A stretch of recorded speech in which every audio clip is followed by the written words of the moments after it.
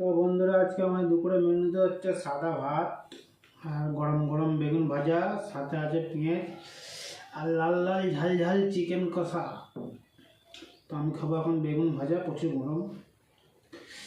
খাবো বেগুন ভাজাতে ভাত, দেখছেন তো কত গরম, ভালো হচ্ছে। বিসমিল্লাহ। শীতকালে গরম গরম ভাত আর বেগুন ভাজা দিয়ে এক থালা ভাত খাওয়া যায় বন্ধুরা। সাথে পেঁয়াজ।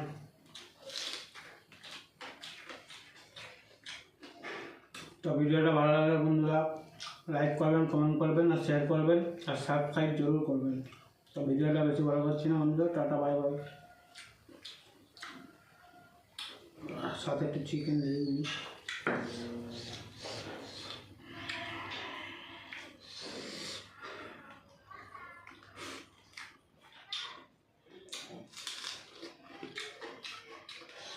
Tata bye bye.